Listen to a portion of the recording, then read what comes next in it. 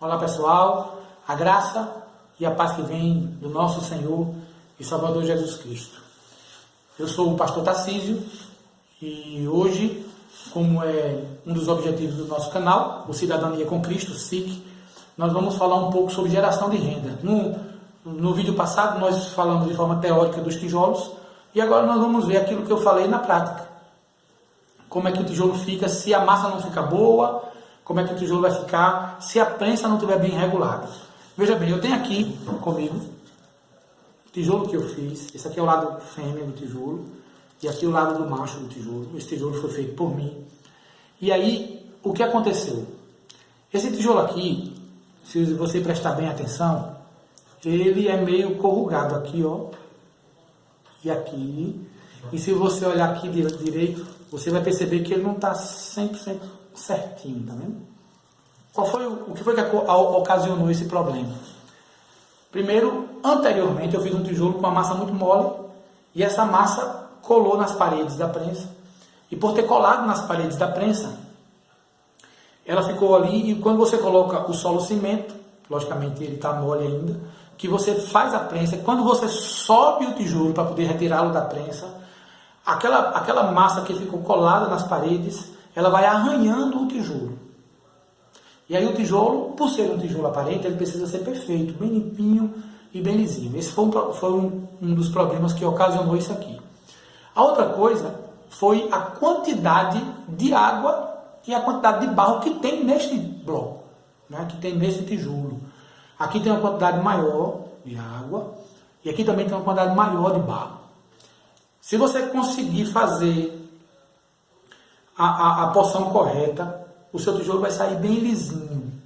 E se você conseguir colocar dentro dos seus testes a quantidade de água correta, o seu tijolo ele vai ser prensado de forma melhor e ele, quando subir, ele vai ficar bem lisinho. Houve um problema muito sério por causa disso comigo, porque todas as vezes que eu prensava o tijolo, quando eu ia retirar o tijolo da prensa, ele se quebrava, ou na prensa ou na minha mão. Primeiro ele começou a se quebrar na prensa.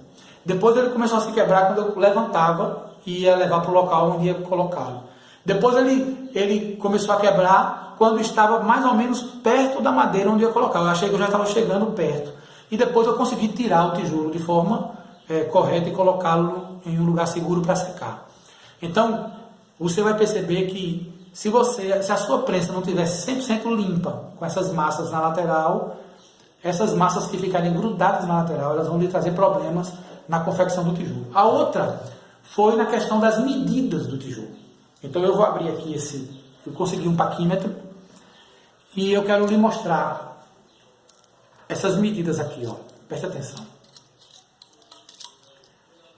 Aqui ele tem quase 68 milímetros, 67,9. Aqui ele tem 65 milímetros. Aqui, do outro lado, ele vai ter... Aqui embaixo ele tem 67, quase 68. E aqui ele tem 66.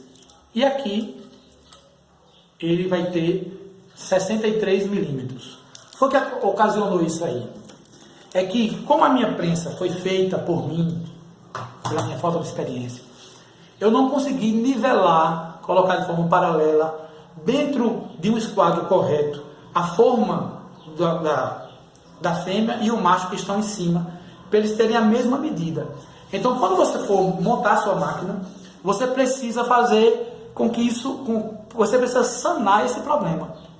Como é que você vai sanar esse problema? Fazendo o tijolo. Quando você fizer o tijolo, você vai deixá-lo secar por 24 horas, vai colocá-lo dentro d'água e depois que ele secar, você vai fazer a medida.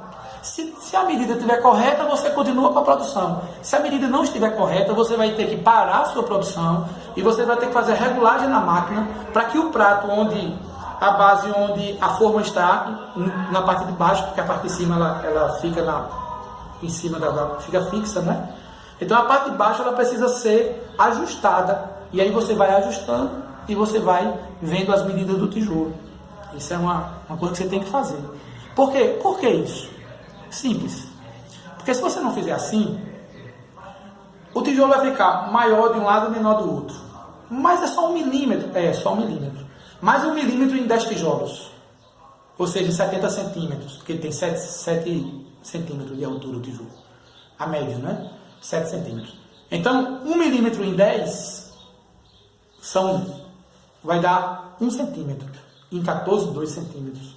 Então, esse lado aqui vai ficando maior e esse lado aqui vai ficando menor. Quando você chegar na hora de você colocar a telha e na hora ou de você colocar a laje, não é? Depois que você fizer tudo o que precisa para que isso seja feito, você vai perceber que ela não vai ter nível. A outra coisa que vai acontecer é que se o tijolo assim de frente, ele não ficar com as mesmas medidas aqui, você vai ter uma parede sem prumo. Porque esse tijolo ele vai ficar assim, quando você colocar o próximo tijolo, ele vai acompanhar, não é, o erro das medidas do tijolo de baixo. Por que isso? Simples de explicar. Primeiro porque o tijolo ele é fixo, ele é levantado assim, ele não tem divisões, ele não tem massa entre eles, ele tem uma cola que é colocada. Então como o tijolo fica faceado no outro tijolo, se ele não tiver bem esquadrejado, se ele não tiver bem certinho, o que vai acontecer é que sua parede vai crescer, vai ser levantada sem o prumo e ela vai ser levantada sem o nível.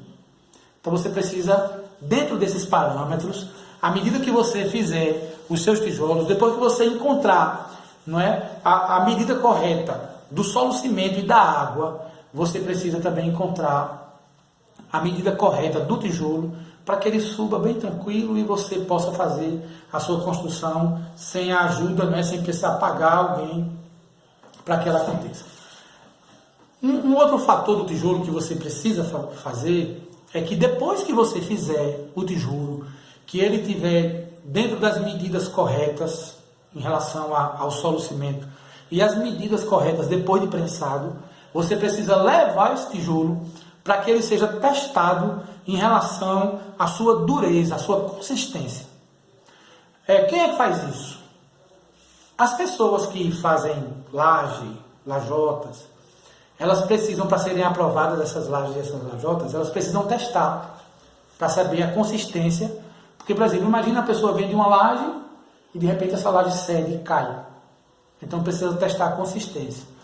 Essas pessoas sabem, ou elas têm o aparelho para medir, ou elas sabem onde é que tem que fazer essa medida. Então você tem que pegar esse tijolo, levar numa fábrica de lajes e perguntar à pessoa como é que faz para medir a consistência do tijolo. Por que há uma necessidade de medir a consistência do tijolo? Por 2 motivos. O primeiro deles é porque pode acontecer dessa questão dos milímetros, né? E aí o tijolo ele vai seguir faceando o outro tijolo. Se ele for um tijolo muito arenoso, ele não tiver uma consistência muito boa, o que vai acontecer é que ele vai amassar, ele vai se quebrar. Eu fui a uma construção aqui perto e o rapaz construiu apenas uma guarita de um mini shopping. E no meio da guarita tinham 2 ou 3 tijolos quebrados. Por que o tijolo quebrou? Primeiro porque o tijolo que estava ao lado era um pouquinho maior, então fez um batente. E segundo, que quando ele colocou o tijolo em cima desse batente, o tijolo, por não ter uma consistência muito forte, ele quebrou. E aí quando ele quebra, você vai ter que quebrar o tijolo, acertar embaixo com uma lima e colocar um tijolo novo ali, para que ele fique assim, para que a parede fique bonita, né? Fique certinha.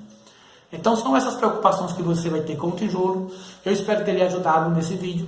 Eu quero pedir a você que você se inscreva no nosso canal, porque eu sei que esse canal vai lhe abençoar demais. Eu sei que esse canal vai ser uma bênção para você. Também eu quero pedir a você para você dar um like no vídeo, para a gente poder saber as pessoas que estão gostando ou não. Você também pode clicar na mãozinha para baixo, né, para a gente saber. E faça o seu comentário. Pode ser um comentário, pode ser um elogio, mas também pode ser uma crítica. A gente tem que aprender a lidar com as críticas, né? E as críticas, elas nos fazem crescer. Mesmo que as pessoas façam com o intuito de lhe derrubar. Mas essas críticas nos fazem crescer. Então, se inscreva no canal, dê um like, faça seu comentário. Deus te abençoe. Que a graça do nosso Senhor Jesus Cristo seja sobre você, a sua família, a sua igreja e o seu pastor.